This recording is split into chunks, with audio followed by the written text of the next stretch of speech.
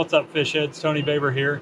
I've had a couple people ask me recently how I go about spooling up my reels, whether or not I use backing, what kind of backing I use, and if I use anything like a line treatment or anything like that. So I thought I'd take a few minutes and kind of go over my process for when I spool up my reels. So let's get to it.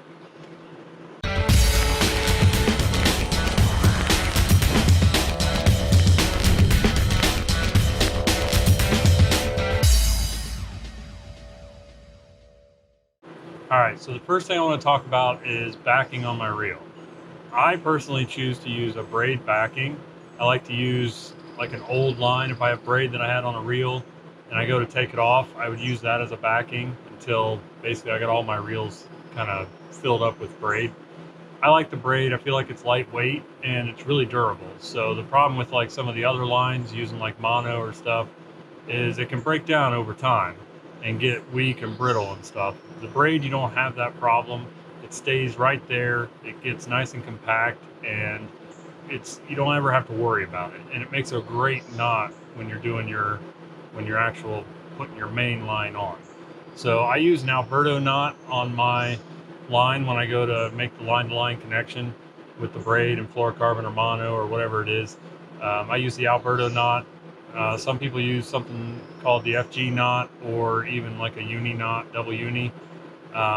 I just have confidence with the Alberto. I've never had issues with it. I use it on my leaders for my spinning reels and stuff like that as well.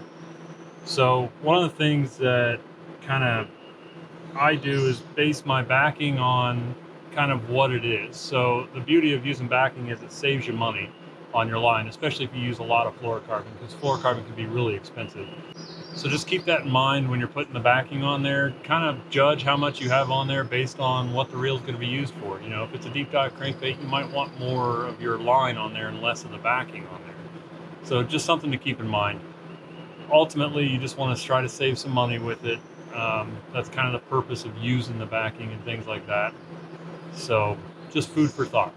So let's get on with the actual spooling up of the reel. So what I typically do is I use the KVD line and lure conditioner, but I don't just put it on there when I'm done. As I actually fill up my reel, I'll give it a couple sprays and make sure that I coat that line all the way through from the bottom all the way to the top of the actual fill.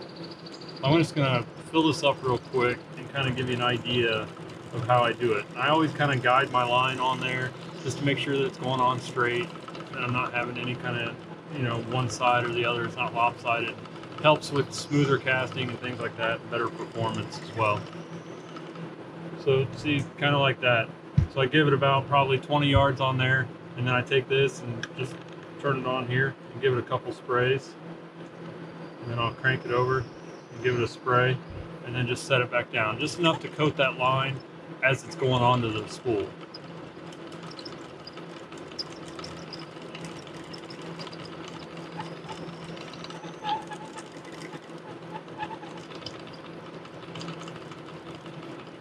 And then again, just give it another coat. The whole idea is that it helps your line last longer, it gives it better casting performance, and as we all know with fluorocarbon, memory is always an issue. I don't care what kind of line you use, it's always going to be a problem. It's just inherent with the fluorocarbon. But this stuff works great. It helps cut down on that so you're not having near the memory issues.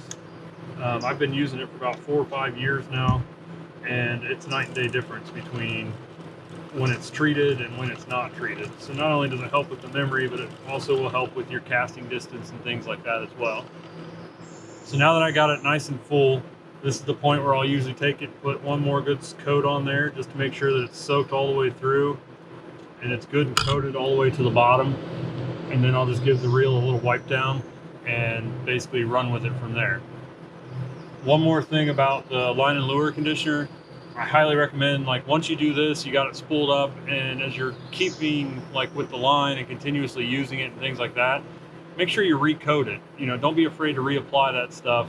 If you let your line sit for a day or two or a week or a couple weeks or something, the night before you go to take it out and go fishing with it, give it another coat, give it another shot of the line and lure conditioner, and I guarantee you'll have a lot better performance out of your line and a lot less memory issues.